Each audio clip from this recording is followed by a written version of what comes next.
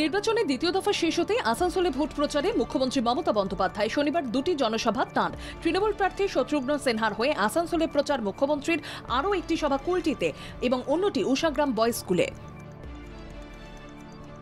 শনিবার জোড়া প্রচার সভা তৃণমূলের সর্বভারতীয় সাধারণ সম্পাদক অভিষেক বন্দ্যোপাধ্যায়ের। পূর্ব বর্ধমান ও দুবরাজপুরের সভা তাঁর। পূর্ব বর্ধমান লোকসভার জামালপুরের তৃণমূল প্রার্থী শর্মিলা সরকার, অন্যদিকে বীরভূম লোকসভা কেন্দ্রের তৃণমূলের প্রার্থী শতাব্দী রায়ের সমর্থনে তাঁর জনসভা দুবরাজপুরে।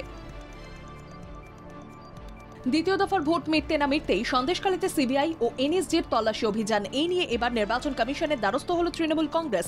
একটি চিঠি পাঠানো হয়েছে কমিশনকে, যেখানে বলা হয়েছে ভোটের আবহেও রাজ্যের একাধিক জায়গায় কেন্দ্রীয় সংস্থাকে দিয়ে তল্লাশি করিয়ে বিরোধীদের কণ্ঠ রোধ করতে চাইছে বিজেপি।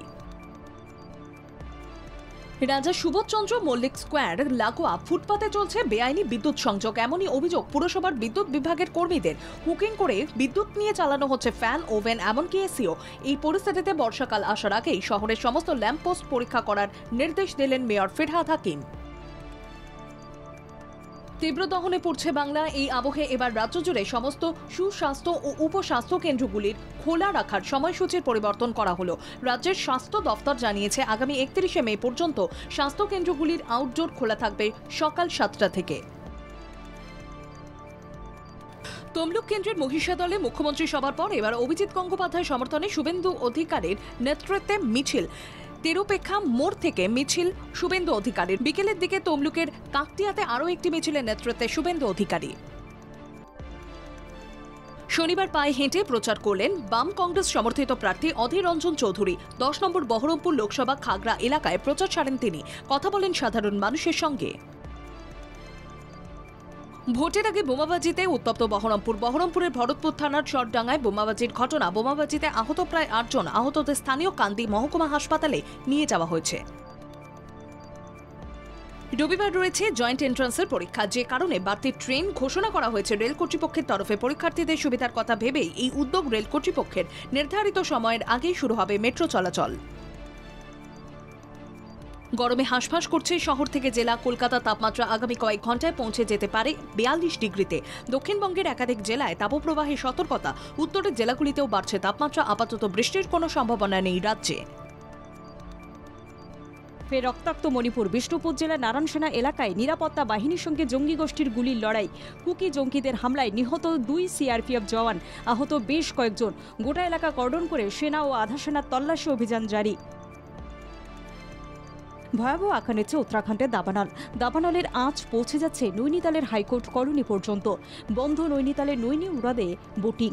আগুন লাগার কারণ খুঁজছে প্রশাসন। ইতিমধ্যে গ্রেপ্তার 3। সক্রিয় রাজনীতিতে পা রাখার ইচ্ছে প্রকাশ করলেন সোনিয়া গান্ধীর জামাই রবার্ট বাড্রা। তিনি জানান, গোটা দেশ চাই আমি রাজনীতিতে যোগ দিই। আমেঠি আসন থেকেই লড়াই করতে চান প্রিয়াঙ্কার স্বামী। আমেঠিতে স্মৃতি ইরানি কোনো কাজ করেনি বলে তাকে একহাত নেন রবার্ট বাড্রা। আদালতে ধাক্কা খেলেন কুস্তিগিরদের যৌন হেনস্থায় অভিযুক্ত ব্রিজভূষণ শরণ সিং। তার বিরুদ্ধে ওঠা অভিযোগের আরও তদন্ত করা হোক, এই নিয়ে আদালতে আর্জি জানান ব্রিজভূষণ। তবে সেই আর্জি খারিজ করে দিয়েছে। এর ফলে কাইজারগঞ্জ থেকে ফের তার মনোনয়ন জমা দেওয়ার যে সম্ভাবনা তৈরি হচ্ছিল তা প্রশ্নের মুখে পড়ল।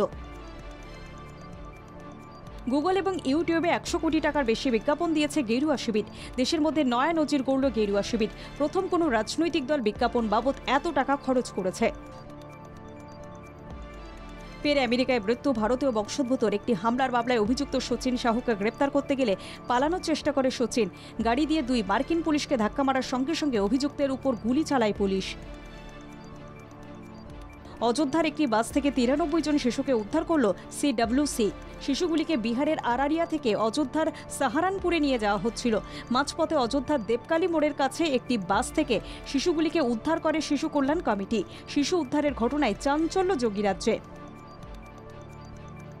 পরিচালক মৃণাল সেনের অনবদ্য সৃষ্টি চালচিত্র নির্মাণের কাহিনী এবার বড় পর্দায় আসছে। চালচিত্র এখন পরিচালনায় মৃণাল সেনের মানসপুত্র অঞ্জন দত্ত। 10 মে প্রেক্ষাগৃহে মুক্তি পাওয়ার পাশাপাশি এই ছবি আসবে ওয়েব প্ল্যাটফর্মেও। শুক্রবার মুক্তি পেল টলিউডের নতুন রোম্যান্টিক ছবি আলাপ। আবির মিমি অভিনীত এই রোম্যান্টিক ছবির প্রিমিয়ারে বসে চাঁদের হাট। ছবির কলাকুশলীদের সঙ্গে দেখা মিলল টলিউড সেলেবদেরও। স্টার স্টার্টেড প্রিমিয়ারে ছবির তারকাদের সঙ্গে আলাপ জমান সকলে। প্লে অফের আশা প্রায় শেষ হলেও রেকর্ড করে যাচ্ছে পাঞ্জাব। টি-20-র ইতিহাসে সবথেকে বেশি রান তাড়া করে ম্যাচ জেতার নজির গড়ল পাঞ্জাব।